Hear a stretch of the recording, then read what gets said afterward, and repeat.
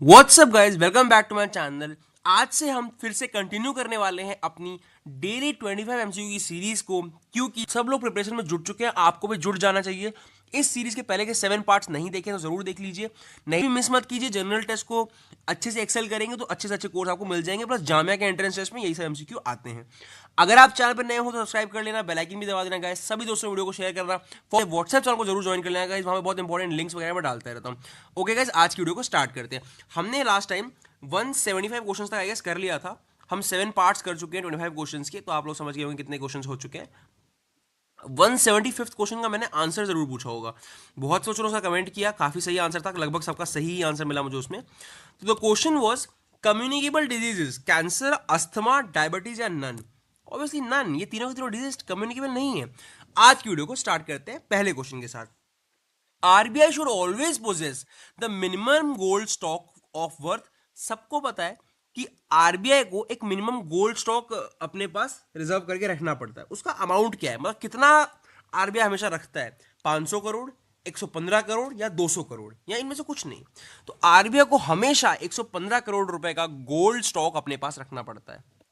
Next question, inflammation is measured in India on the basis of which index. India में जब inflammation को major किया जाता है, उसको किस बेसिस पे मेजर किया जाता है? कि इन्फ्लेमेशन मतलब भाई महंगाई, तरह से लेमन भाषा में समझो तो महंगाई वो क्यों आई है, कैसे मेजर करते हैं? Wholesale price index, consumer price index for urban workers, या कंज्यूमर। देखो ये इकोनॉमिक्स से जुड़े हुए क्वेश्चन है, पर जामिया में तो पक्का ही आएंगे और सीवीटी में भी आने के बहुत चांसेस है, बिकॉज इन्फ्लेमेशन वगैरह ये सब कॉमन टॉपिक्स है, हर अवेयर बच्चे को इसके बारे में पता होना चाहिए। Consumer price index for agriculture workers या नेशनल इनकम डिफ्लेशन। तो होलसेल प्राइस इंडेक्स, इंडिया में इन्फ्लेमेशन को होलसेल प्राइस इंडेक्स के बेसिस पर कंपेयर किया जाता है। अगर आपको नहीं समझ में आया कि भैया कैसे करते हैं तो मुझे बताना, मैं डिटेल वीडियो बना दूंगा। Next question, in the world in the production of cotton India ranks. पूरी दुनिया में कॉटन के प्रोडक्शन में इंडिया की क्या रैंक है? सेकेंड है, फर्स्ट है, थर्ड है या फोर्थ है? सेकेंड है।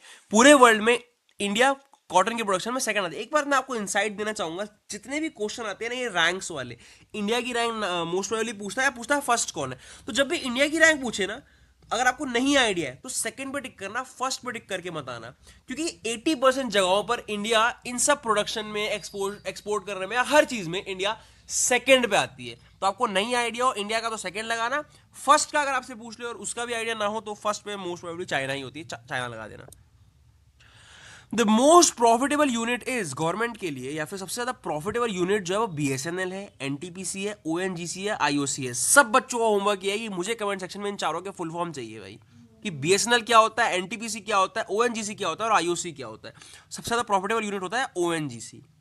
ओएनजीसी का मुझे फुल फॉर्म बताना सब लोग, ये इंपॉर्टेंट होमवर्क है, इनके फुल फॉर्म्स भी आपको आने चाहिए वरना पेपर में फंस जाओगे। सबसे ज्यादा प्रॉफिट कौन कमा रहा है? ओएनजीसी कमा रहा है। Next, which sector shows lowest growth rate. सबको इसका आंसर आना चाहिए, 100% बचपन से पढ़ते आ रहे हैं। Primary sector, secondary sector, tertiary sector या नन ऑफ दीज। इनमें से कौन सा सेक्टर है जो सबसे कम ग्रोथ रेट दिखा रहा है, जिसकी ग्रोथ नहीं हो रही है? था अच्छा पर अब ग्रो नहीं कर रहा है। Primary sector.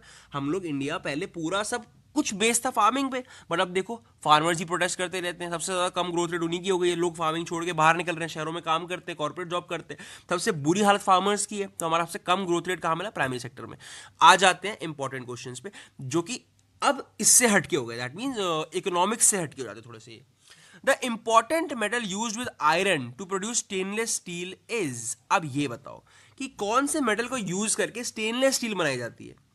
That is aluminium, chromium, tin या कार्बन। ये एक जनरल साइंस का एक क्वेश्चन है वैसे तो। आंसर इज क्रोमियम, कि आयरन के साथ क्रोमियम मिलाकर स्टील बनती है। ये क्वेश्चन आता है, अच्छा क्वेश्चन है। Next question, one astronomical unit is the average distance between. ये भी क्वेश्चन बड़ा इंपॉर्टेंट है भैया। जो एस्ट्रोनॉमिकल यूनिट होता है वो किसके बीच का डिस्टेंस है? मतलब जैसे हम लोग बोलते हैं कि यहां से वो वाला स्टार 100 एस्ट्रोनॉमिकल यूनिट दूर है, तो ये जो एक एस्ट्रोनॉमिकल यूनिट है ये कितनी दूरी है? इसका डिस्टेंस एक्चुअली किसका डिस्टेंस है?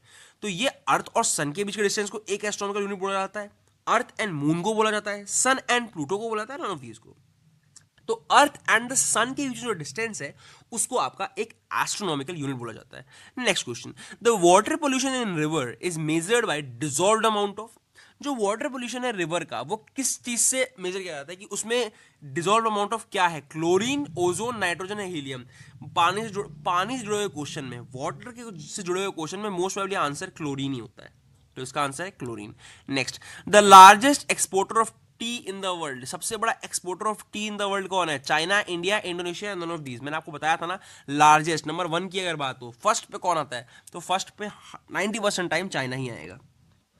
The minimum forest cover to maintain ecological balance in the plains is, मतलब एक मिनिमम फॉरेस्ट कवर मेंटेन करना पड़ता है ताकि बैलेंस बना रहे इकोलॉजिकल, मतलब इससे ज्यादा फॉरेस्ट को नहीं काट सकते, तो मिनिमम कितना फॉरेस्ट होना ही चाहिए? 50% फॉरेस्ट ज्यादा है, 40, 33 या 25, 50, 40, 33 या 25।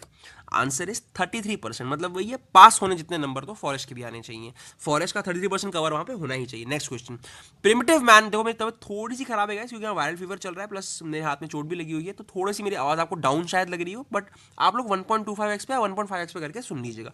Primitive man first learn what, primitive man ने सबसे पहले क्या चीज सीखी थी? फायर सीखी थी, ग्रेन्स उगाना सीखा था, व्हील चलाना सीखा था, या डोमेस्टिक एनिमल। इसको आप दिमाग से भी कर सकते हो कि ऑब्वियसली सबसे पहले व्हील चलाना तो नहीं सीखा होगा, पहले तो आदमी ये सोचता है किसी तरह खाने का जुगाड़ हो जाए, तो कुछ उस तरीके से सोचा होगा, ये भी नहीं कि मैं ग्रोग्रेन आंसर बोल रहा हूँ, किस तरीके से कुछ किया जाए, कुछ इनोवेट कैसे किया जाए। इन्हें दो पत्थरों को रगड़ा, आग जल गई, तो उन्हें सबसे पहले क्या सीखा? फायर। इस फायर के बाद वो क्या सीखेंगे? ग्रेन। ग्रेन मीनिंग्स क्या, तो वो एनिमल्स मार के खाया करते थे, छोड़ो। तो सबसे पहले क्या सीखा? दो पत्थर टकराए और बन गई आग। The Indus valley civilisation was specialised by, Indus valley civilisation किस चीज से स्पेशलाइज थी? क्या खासियत थी उसकी? उसकी टाउन प्लानिंग खास थी, उसका आर्किटेक्चर खास था, उसकी क्राफ्टमैनशिप खास थी, या उसका सब कुछ खास था? Exactly, simple as that, Indus valley civilisation famous in तीन ही चीजों के लिए तो है, टाउन प्लानिंग, आर्किटेक्चर और क्राफ्टमैनशिप। तो answer is simple. Now, which of the following metals was not known for the Indus people, which of the following metals was not known for the Indus people, कौन सा metal Indus people को नहीं पता था? Tin, copper, iron और lead. Answer है shocking, उन लोगों को सब कुछ पता था, टिन, कॉपर, लेड, उन्हें आयरन का कोई आइडिया नहीं था कि लोहा क्या होता है। तो what was the staple food of the Indus people, मतलब एक मिनट, या so the staple food of Indus people, वहां पे लोग नॉर्मली क्या खाते थे? चावल, गेहूं, मक्का या आलू। मैंने बहुत हिंदी बोल दी ना। राइस, व्हीट, कॉर्न या potato. The answer is wheat. In general the staple food of Indus people was wheat. The Indus valley people venerated था, वेनरेटेड का मतलब होता है काइंड ऑफ प्रे करना होता है, मतलब एक बार मैं आपको देखकर भी एग्जैक्ट मीनिंग का समझा देता हूं कि क्या मतलब होता है वेनरेट करने का, बट वेनरेट का इन जनरल मीनिंग होता है to pray, regard with great respect, yes, जिसकी आप बहुत रिस्पेक्ट करते हो। तो किसकी बहुत रिस्पेक्ट करते थे इंडस वैली वाले? बुल, काओ, गरुड़ या ईगल? आंसर इज बुल, वो लोग बुल की बड़ी इज्जत करते थे। Next question, the minimum age at which a person can be appointed as prime minister of India. सबको ये बात पता होनी चाहिए, क्वेश्चन दोनों ही पेपर्स के लिए बहुत इंपॉर्टेंट है, जामिया या सीयूईटी, कि इनमें से क्या एक मिनिमम एज है जिसके बाद ही आप प्राइम मिनिस्टर बन सकते हो, चाहे आप कितने फेमस लीडर क्यों ना हो? 21 ईयर्स, 25 ईयर्स, 30 ईयर्स या 35 years? The answer is 25 years. Next question, the prime minister is the chairman of the planning commission, the minorities commission, the finance commission या none of these? Prime minister इनमें से किसका chairman होता है? Prime minister planning commission का chairman, आपको पहले ही बताया, एनडीसी हो गया, नेशनल डेवलपमेंट काउंसिल, और जो प्लानिंग कमीशन हो गया, इन सबके जो एक्स ऑफिशियल चेयरमैन या हेड कहो या चेयरपर्सन कह लो, चेयरमैन प्राइम मिनिस्टर होते हैं। Next question, the parliament of India consist of what? Parliament के अंदर क्या क्या चीजें आती हैं? लाइक आपको पता होगा लोकसभा भी होती है, राज्यसभा भी होती है, क्या ये सब पार्लियामेंट के अंदर आता है? देखते हैं। The president, Lok Sabha and Rajya Sabha. The Lok Sabha and Rajya Sabha, मतलब प्रेसिडेंट नहीं होता क्या पार्लियामेंट का हिस्सा? The Lok Sabha, prime minister and the speaker, मतलब प्राइम प्रेसिडेंट भी नहीं होता और राज्यसभा भी नहीं होती, या इनमें से कुछ नहीं। तो पार्लियामेंट का हिस्सा होते हैं the president, Lok Sabha and Rajya Sabha. अब ये मत कहना क्या भैया प्रेसिडेंट नहीं, प्राइम मिनिस्टर क्या उसका हिस्सा नहीं होता? तो इनमें से जो लोकसभा राज्यसभा है, इनमें से एक के थ्रू प्राइम मिनिस्टर भी पार्लियामेंट का हिस्सा है, तो इसीलिए उन टोटालिटी लोकसभा राज्यसभा में सब आ गए, प्राइम मिनिस्टर वगैरह सब आ गए, और प्रेसिडेंट भी, मतलब सब लोग पार्लियामेंट का हिस्सा होते हैं। Now what is the maximum strength of Lok Sabha at present? अभी लोकसभा की मैक्सिमम स्ट्रेंथ क्या है? 545, 550, 525 या 500? 500, 545, 550 या 525? The answer is 550। The maximum strength of Lok Sabha at present is 550। ये भी पूरी भर नहीं पाती है। How many seats have been reserve for the union territories in Lok Sabha? Lok Sabha में यूनियन टेरिटरीज से कितनी सीट्स आनी है, मतलब कितने एमपीज जो है यूनियन टेरिटरीज के बैठेंगे? एमपीज, आई मीन टू से एमएलए, कंफ्यूज छोड़ो। तो कितनी सीट जो है वो लोकसभा में उसकी ही आनी है यूनियन टेरिटरीज की, दैट इज 20, 25, 30 या नन ऑफ दीज।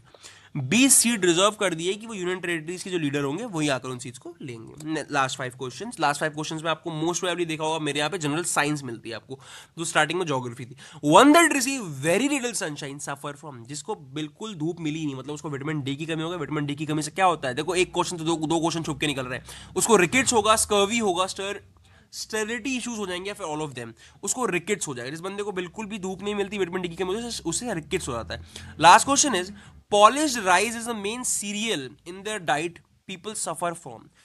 जिन लोगों के खाने में मेन, जैसे आजकल के मॉडर्न लिविंग लाइफस्टाइल में ऐसा हो गया, पॉलिश्ड राइस मतलब जो पॉलिश किया हुआ राइस होता है वो आपका मेन खाना है, रोज ही खा रहे हो, उससे वो क्या बीमारी हो सकती है, बेरी बेरी, पेलाग्रा, स्कर्वी या sterility. Answer is beriberi हो जाएगा भाई।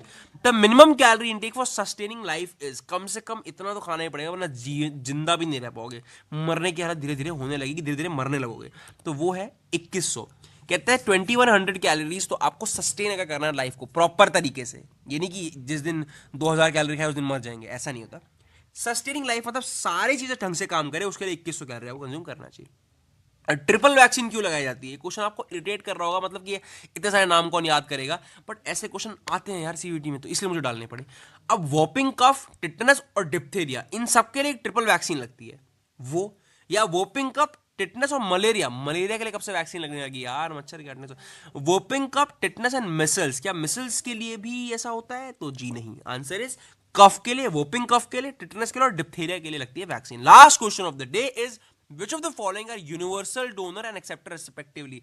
इनमें से कौन से ब्लड ग्रुप्स यूनिवर्सल डोनर है, मतलब वो सबको खून दे सकते हैं, सब लोग खून एक्सेप्ट कर लेंगे, और एक है यूनिवर्सल एक्सेप्टर, मतलब वो किसी भी खून को अपने में मिला सकते हैं। तो ए बी, ABO, OOB या फिर नन ऑफ दीज। और आपको पता है मेरा रूल क्या है, मैं आपको लास्ट क्वेश्चन का आंसर नहीं बताऊंगा।